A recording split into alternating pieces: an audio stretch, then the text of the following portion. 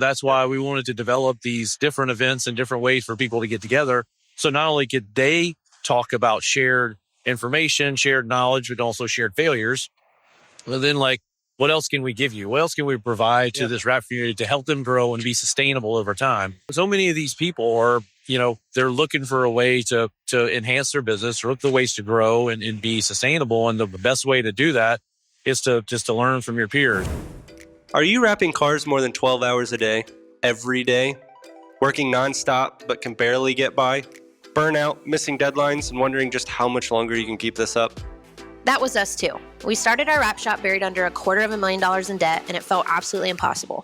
But we dug out, built a profitable shop, and are still in the trenches of owning and operating a wrap shop. We're here to share what we learned along the way so that you don't make the same mistakes that we did. And we're here to help you with the business side of the wraps, like pricing, building a team, streamlining your systems, ultimately so that you can run your shop and your shop stops running you. Welcome to the Wrap Ops Podcast, brought to you by Wrap Fam Unleashed.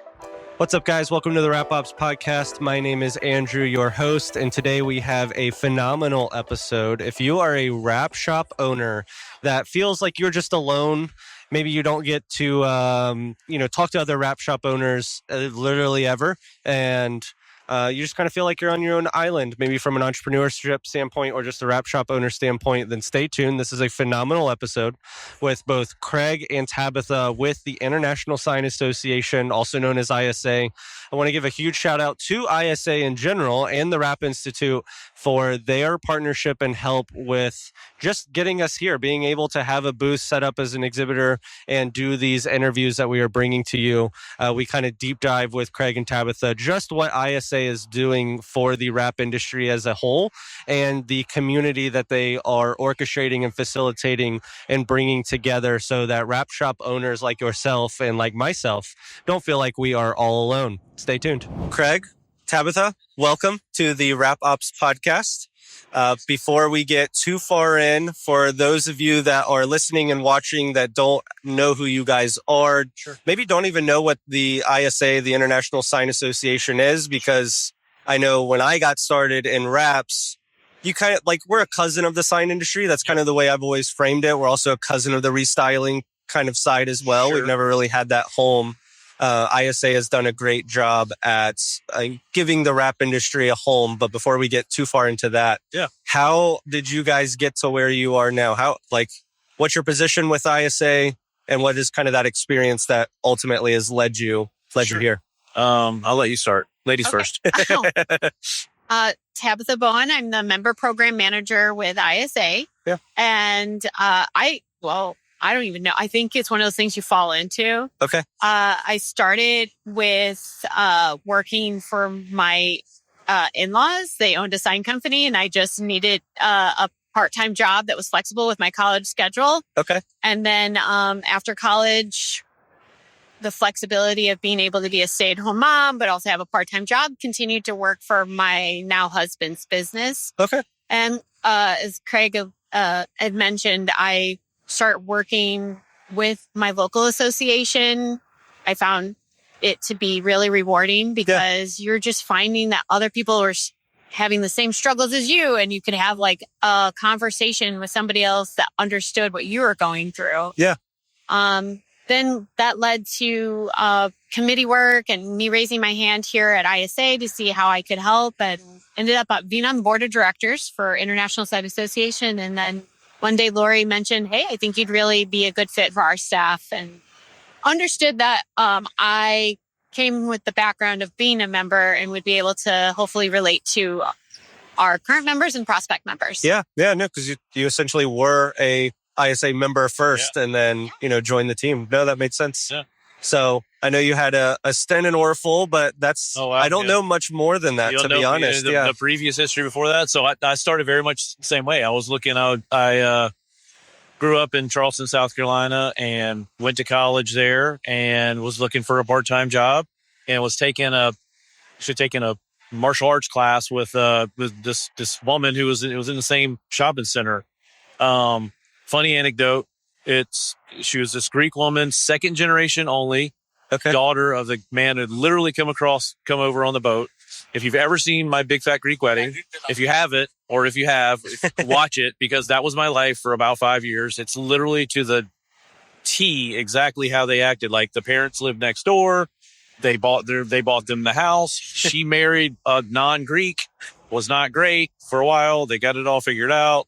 He used Windex to clean and take care of everything, like literally fixed everything with Windex. It was just the whole movie. Well, I lived that life for a while, but anyway.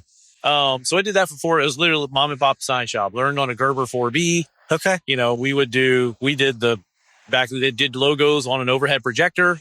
We got them up against this, got them up against the wall, and you would trace it out and then do single color cut out vinyl. And we did an entire soccer stadium one time that way, which is fun.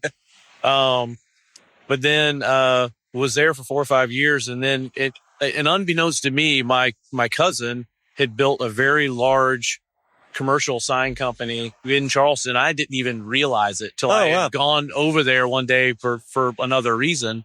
It had no clue.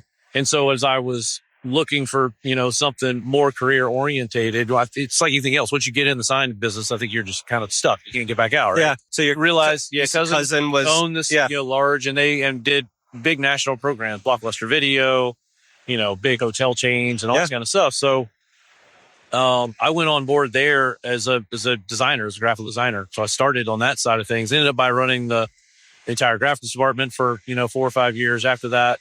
And then I always wanted to go into advertising, marketing, advertising. I love being able to come up with ideation, different things, and then put them out there in the world for everybody to see, and getting that reaction. I love that reaction for seeing what you had kind of created type thing. Yeah. Tanner, I love it too. I wouldn't say we specifically have this subscription for this reason, but the benefit to not paying for Netflix's full blown, without commercials is Tanner and I will literally watch the commercials and then go back and be like, oh, wow, that was a good hook. It got us there. Or absolutely. Or the opposite. And it's like, what were they even promoting? Yeah, right. Why is this a jeans commercial? Yeah.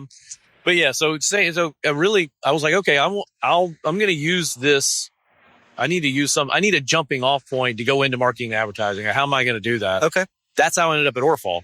Okay. They had an opening in a marketing department. They were looking to launch their new line of digital products in the U.S., now Orjet, that everybody knows about. Right. So I came on board in the marketing department with them. This is when they were in Jacksonville and early 2000s. And then just kind of grew into a whole nother role with them. So I was with them for 15 years, but during that stint, I got involved. Same thing. We were a member, because you're a member whenever you are an exhibitor. So I was by default a member and had wanted to get involved in the education committees and a variety of other committees. So I'd done that and then moved over to Trade Show Advisory Board. And then before you know it, I was invited to be on the board of directors. So I was on the board of directors. Lori, same thing. Hey, would you ever consider coming on staff? Because I'm passionate about it, Yeah.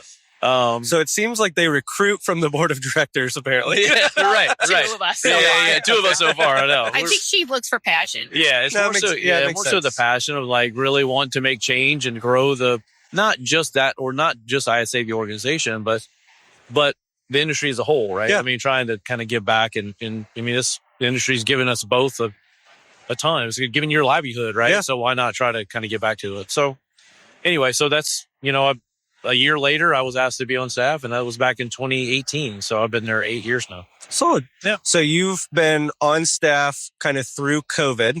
Yep. Not to have the whole podcast talk about how COVID, affected the industry and affected trade shows and the whole nine. But I would love to kind of just get your perspective as someone who's had to navigate, not from just here's my local sign shop, but you're kind of navigating an entire country of industry through a very tough time. What was really cool about that is how not just the industry rallied and the organization specifically when it came to very important topics like getting deemed critical infrastructure. We're being part of that. So all of our sign company, all of our members, our sign companies were shut down. But we were able to basically go lobby and say, no, our industry is critical because people can't find any of the stuff if they don't have the signs to do it. And people needed all new signs or all new things, and then the personal protection items and stuff came online for people being able, who were doing manufacturing could do some of that stuff too. So getting I think getting our industry deemed, part of that was a huge swell for or boon for the industry to let them keep working. So, and I think that's really a huge, that was a big awareness, I think, for everybody. Yeah. Yeah. I think that's a huge thing to to someone that hasn't joined, or come to an association event or really doesn't understand what it is. Like, is it a boys club or what? Right. It's really that of being able to lobby in the best interest of an entire industry. Absolutely. And really kind of steer, a massive, Titanic styled ship of an industry is something that is relatively even new for me of even understanding what an association can do. Whether that's, obviously the International Sign Association or even just local chambers of commerce, that is really what they're there for, is bringing a whole industry together, but then also kind of being the voice of an industry. Yeah. And I mean, I would say, so you think about just about any industry. I mean, just in our building alone, there's 12 or 14 different associations. So kind of Alexandria and DC obviously is the mecca for associations across the, US, but there's trade associations, and then there's, society professional groups where obviously we're in the trade association part. But so many of us have these international or these kind of umbrella associations like we are, and then they have the local affiliates. So it's start somewhere. Start with your local chamber, like you said, or start with a local affiliate of that organization. And you can't elicit change if you're not involved. Yeah. So, I mean, that's a big part of it. And so people understanding what the associations do is huge. Good.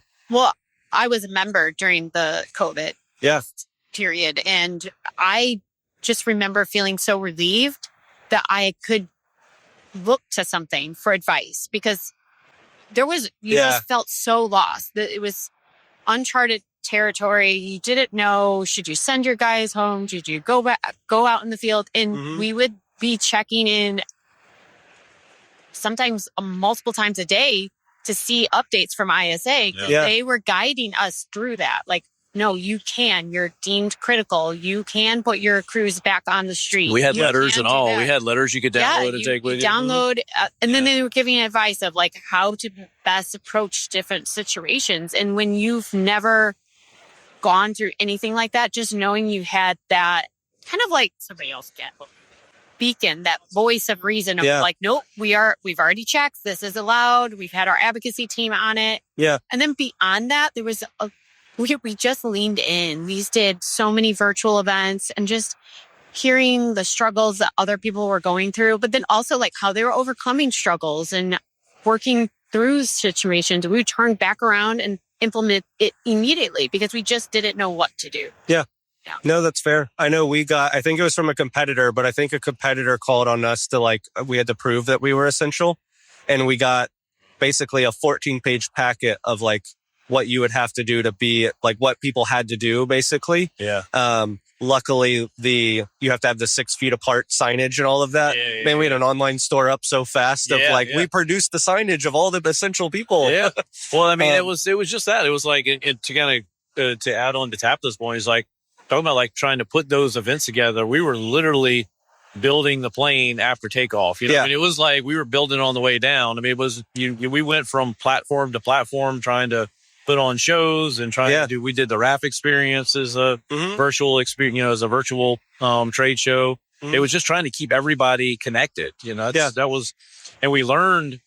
It's funny how many things we learned from COVID that we were able to put back from virtual to real life. I mean, that was a big thing. Tabitha manages our install event. That before it was a free for all nightmare of a thing. I won't tell you go into the whole escapades of it, but it was completely unorganized. COVID taught us how to do it in a more organized fashion because of we have to give these people time to meet. We have to put them in separate rooms and we have to transfer them. So we literally took that model and put it in person here, and now it's exploded. So no, it's fair enough. How long? So from the RAP Institute's kind of, for anyone that isn't at the show, the RAP Institute has a whole demo depot pretty much every hour throughout the entire 3-day event. There's some form of hands-on kind of experience. Yep. I know the RAP Institute and ISA is definitely in kind of a partnership to make sure that keeps happening. It's super fun and exciting. I know at some point in time, it definitely, Lightbulb or whatever of holy crap, this wrap industry is kind of taking over half our show floor. Yep. Been almost 10 years ago now, actually. Okay. Is when the light bulb went off. So it started in board of directors meetings, started in our meetings, I was on the board back then, and we were like, looking at the different segments of the industry and which ones are growing and which ones to be paying attention to. And several of us in the room were like raising our hands, like, this is the segment we need to be paying attention to. Yeah. So we formed a relationship with Rap Institute in 2018. Okay. Is when those conversations really started, and we did our real first rap experience in 2019. So and it was like, shot out of a cannon. It was like, whoa, like we had like no idea. Most sign companies, like, I didn't even know where to go look. Yeah. So the idea was getting that exposure for sign companies who are looking to get into it in a very relaxing way. It was, so many people, raps I think are intimidating, right? Yeah. And so they're like, oh, how can we do this where it's not intimidating? Just come in here, enjoy it, have fun doing it, if there's little competitions or what have you, just find ways to do that, and then meet people while you're in the process. So then it's just kind of grown into now what you see is a demo depot and the other demos and stuff he's doing. So it's been a great partnership with the Rap Institute. But so we are going to take a quick pause, kind of let the sponsors have the airtime that they deserve for helping us, run this whole live podcast and everything else. When we come back, for any of the wrap shop owners that are listening, I definitely want to hound you on. It sounded like at the beginning was like, wow, okay, we should introduce wraps to our, sign association. Yeah. And then over the years, and I know that I'm a little bit more intimately connected on a committee as well as myself, but it kind of started to turn of like, okay, this wrap industry is kind of not a cousin of anymore. We should actually pay attention to them almost as their own industry within our industry. Yep. But I want to touch on that and kind of what you guys are doing from an ISA perspective when we come back. So stay tuned. Okay. After years of running a wrap shop, I've learned this. Your supplier should be a partner, not a question mark. That's why we trust Grimco. For over 5 years now, they have delivered on time and backed us when it mattered most. There's enough to manage in this business. Your supplier should not be one of them. Set up your new account today. Use code RAPOPS5 for 5% off your first order with Grimco. Welcome back to the Wrap Ops podcast. Again, we have Craig and Tabitha with ISA, and I want to kind of take the second half of this interview and really dive deep into what ISA is doing for the wrap industry specifically. You guys now have a wrap company, like kind of designated membership within ISA. Yep. As a wrap shop owner, we don't have a ton of resources. As I said kind of in the beginning of this, we've always kind of been a cousin of. Yep. And ISA is really leading the push of treating us as equals and are kind of our own thing. So I'll let you kind of take that where you want, kind of when that transition happened of like, okay, this is, we need to come up with their own membership and treat them, like I said, kind of differently and as our own industry. So well, we really see the wrap companies as a segment of our industry, not different, but just they have unique needs. And so curating a membership that met those needs. Yeah. And I will let Craig talk more about the accreditation that we're researching, if that is going to be something that we can do. But from what I understand, there's no one else going to bat for this segment of let's get these wrap installers accredited and have some, certification when you go and talk to different customers and being able to like really verify what your profession is. So we're really excited about looking into those different benefits and offering that to the wrap company members. But there's also a huge amount of resources within our education. We have over 90 different courses. Yeah, some are very, very pointed to sign companies, but others is really going to be a great resource for anyone that's starting up a business. We know that a lot of our wrap companies are newer companies. They're just kind of exploring it themselves. And so using those 90 courses to navigate how to handle different sales departments and because it's project management is part of it as well. Luckily, I don't think that you guys hit a lot of advocacy issues as far as like regulatory issues when you're wrapping on a vehicle. But if your industry is expanding to wrapping columns and wrapping and being part of that entire brand package for a customer, you're going to have to have permits if you're going to be, doing a 30 by 30 space on a wall. And having the backbone of ISA to be able to educate your employees on how to appropriately apply for those permits. When you're a highly regulatory area, being able to bring in our advocacy team to assist you. So that's a member benefit, one-on-one free service for our members. But I wanted you to kind of talk on that accreditation. It's an incredible opportunity. I'll come back to that. But to kind of start with, I think what's even more important is if you look at that wrap company membership now, that's something that came directly from the wrap member, like from you, from being involved with what we're trying to accomplish. And, if you go back, we were not only started with this wrap experience, but we started looking at other ways we could bring the community together, and not just at a party, at an event or what have you. We kind of mentioned a little bit of this earlier, but so if you look at what we've pulled together in the last 3 years now is the ISA Wrap Summit. Which we felt like the very first one we did down with Bruno at Metro Wraps, it was a small beta event, but it was, there's a couple things that came out of that meeting, and what we were trying to gain from getting a group of really kind of seasoned veterans and then also some newer companies. What we got out of that was a couple of things. One is like, we absolutely need more of it. And instead of a task force helping us work through these things, an actual committee who can report up to our board and give them guidance. We also realized, to Tabitha's point, certification, accreditation, credentialing in general within the wrap segment is a problem. It maybe problem is the wrong word. It's opportunity. It's an opportunity, but it's also challenging to understand what is actually a certification versus a certificate program, et cetera, stuff like that. So those ideas came from the community. So that's why we wanted to develop these different events and different ways for people to get together. So not only could they talk about shared information, shared knowledge, but also shared failures. But then, what else can we give you? What else can we provide to this wrap community to help them grow and be sustainable over time? Because it's like you said, it's like so many of these people are, they're looking for a way to enhance their business, or look for ways to grow and be sustainable. And the best way to do that is to learn from your peers and to understand who's done it right, who's maybe sometimes done it wrong, but learn from it. And so then also for us to kind of give those resources, it makes that easier for the younger companies to do it. So, we felt like the timing was right. I think we hit the wrap community at the right time, because it's now, it's more mature, right?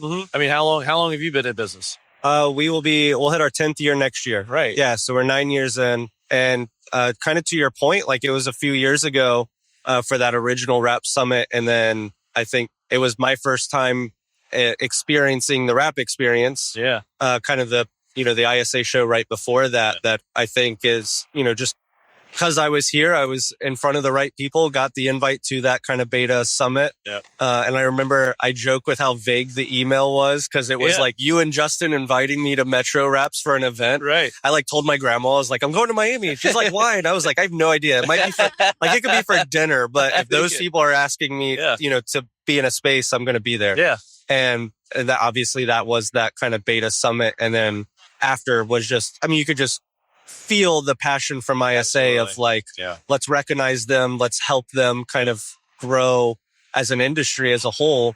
And even in that, kind of the field trips within it, I think, I remember HP's presentation. Their facility. At their facility. And they're like, this industry is growing at 18% year over year. And I think that was really at least the light bulb for me, but that was when that kind of the committee came about shortly after. It was just okay, our industry is exploding. And I'm sensitive to, I came from the lawn care industry, which exploded, but now is just it's a terrible industry, to try to operate in, unless you're, you can't really survive that industry unless you are just yourself in a truck or you have a massive operation. There's nothing in between. Yeah, there's nothing in between. Yeah. And so I was very sensitive to that with the wrap industry. It was like, as it grows, I really hope it doesn't grow into that. And that's where it kind of came up to you after that. Was just like literally where whatever you need, like I want to help. And then that's kind of where that committee came from. And I can speak on it for what you guys are posting and putting behind the scenes. Like that's what all our conversations are, is like, as a whole, like the committee is, shop owners from all over the country. Yep. And it's like, okay, these are all our shared problems. Yep. Now putting those together, let's rank it. And like, what can we start developing and really help this industry grow and, be a viable industry for someone to grow a business, have livable waged employees that can also feed their kids and stuff like that. So from the wrap company, kind of membership, I'd love you to kind of hit the high points of like what you get already, just from like kind of piggybacking off what you were saying. There's already a bunch of courses and stuff there, but then also what's the plan? What's the vision? Where's it going? Right. So current what you get and discounts on members get discounts on education. We have those 90 courses that I mentioned earlier, but then we also do regular webinars. And those are usually like 99% of the time free for our members to participate in. And again, that's another opportunity to just connect and be with your community when we're doing those type of webinars, and then even on-demand webinars, going back to review older ones. And then we have our advocacy support and then discounts on events, exclusive invites to different events, like the Wrap Summit we've talked about. You said, where are we headed? Yeah. Now that the membership is introduced, and it's probably going to be a member-only event. It likely could turn into that going forward. That makes sense. Yeah. Because that again was something that the attendees from the Wrap Summit committee have said, we want this to be pretty exclusive. Yeah. Because and there's a particular invite that goes out, because it's not just open to everybody within the Wrap company. It's like the headship. We really want to talk about how to make this a viable business. And I know when we talked about that, it's like you kind of want all walks of the industry in the room. You also want to make sure that who's in the room is someone that's like the give back mentality, that's willing to not only take but contribute. So it is a whole perfectly orchestrated thing. It took some thought. I mean, but again, most of that thought came from the committee and the task force. Like everyone coming to like, oh, this is how we want this to look and feel. This is how we want it to move forward. But to your point, kind of where the membership may potentially grow, and Tabitha touched on this before, is we've just concluded a complete survey and report on some type of credentialing program within the U.S. based on it's completely agnostic, non-manufacturer based or biased, I guess I should say, and something that really has some teeth to it, and that people can really separate themselves not only from competition, but also to ensure that the sustainability of their business is there. Mm-hmm. What are those business practices that they're doing? What are the are you filing your taxes? Right. Or are you paying for insurance? Some of those things that really kind of separate you as a business owner and also as a continuing education. Yeah. So, so many of the programs out there now are more so certificate programs where they don't have really a maintenance program behind it. And so we're looking, obviously this is a board of directors decision. So we do all the research, we do the reporting. I will tell you that somewhere around 80% of the people who took the survey and responded to the in-person interviews are like, yes, we want something, we want to do something. But then it's where the rubber meets the road. These programs are, relatively expensive to manage and maintain and that type of thing. But it's just, at the end of the day, we've done the research. We've seen like, okay, there's definitely a need for it in the industry. Yep. There's a need to elevate something like that in the industry. And so that could very well be, again, it's either a member benefit or it could be a member, discount or something on what that program may look like. But more importantly, how do we connect new business to you? Yeah. That at the end of the game, like at the end of the day, that's the name of the game. That's people want to know, okay, if I'm going to be part of something, how's it going to help my business, both from a sustainability standpoint and a business standpoint? Right. How do I get more revenue on my door? So That's where we're going. That's where we're trying to go and see if that's going to be a solution for the industry. And, now it's up to kind of our board of directors to make that decision. But no, fair enough. And that said, y'all done all the work. In a little bit of different terms to the people listening. So certification is essentially, you pay X amount of money, you come to a 3-day event, they give you a piece of paper saying you're certified in, whatever material or manufacturer you went to. Yep. And then there's like no maintenance. There's no checkup a year later, 2 years, 10 years later to like make sure you're still practicing good practices. Right. And it's pretty much only on the install standpoint. It has nothing to do with that's for the individual only. Yep. So the accreditation is more of just, let's make sure you're running a business legitimately. Right. And then those ongoing checks to confirm that, yes, you were top notch in 2026, but let's make sure in 2030, you're still top notch and you're still, qualified for that accreditation. So that's exactly right. That's kind of what we're working on. That's right. Yeah. No, that makes sense. You did well. So I'm glad you're on the committee. You served the committee well. Thank you. Yeah. And I'm all for it, obviously on the committee, like behind the scenes to it, but even the Wrap Ups podcast, like the whole thing is just, I think the technique of how to install is very largely and widely covered, but how to run a viable, good business in the industry is not. And so that's kind of where our podcast even stemmed from, was like, let's talk how to run a business. Let's talk how to take care of your employees and how to, grow it. The insurances, all the, all of the boring stuff, but it's really just what allows a shop owner to run an actual business. And to stay alive the next day and keep writing the checks, right? But I think that speaks to the maturity of the wrap segment. That's, all like now you're seeing these, like you guys are even doing this. And there's other podcasts geared towards different aspects of it, but there's that. I think that's exactly what we're like. We feel like the timing is right for all of this, for this segment, where everybody's coming together going, oh, and even the veterans are like now going, oh no, let's share this information. Let's just tell me how I get, let me tell you about the mistakes I made and how we got there. So I think that's a big key to it. Yeah, fair enough. Well, to anyone watching or listening, where do they go to find out more? How do they become a wrap company member of ISA? Where do they go? Well, if you're here at the show, we'd love for you to visit the ISA Member Hub, which is booth 2559. Yep. Okay. Right?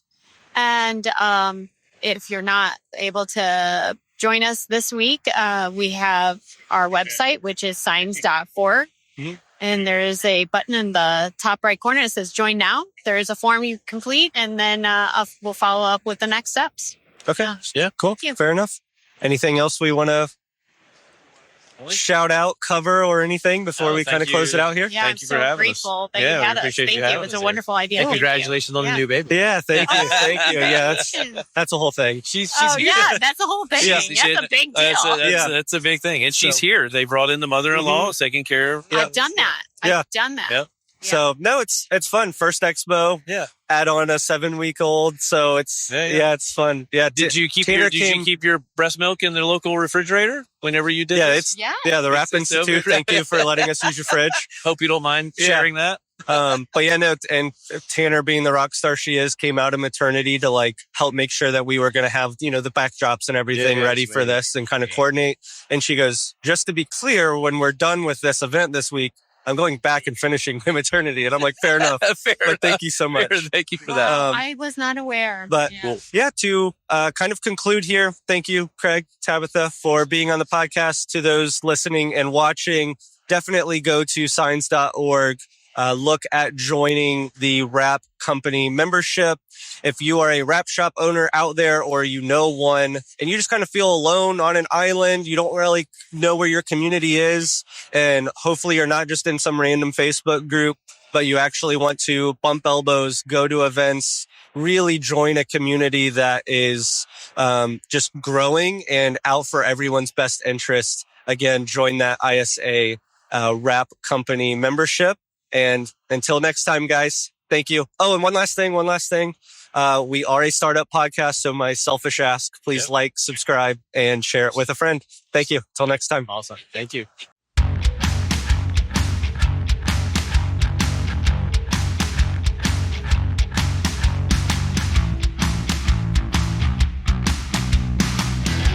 The Rap Institute, the largest online rap training platform, now with a special offer. Use our code RAPOPS15 for 15% off your order.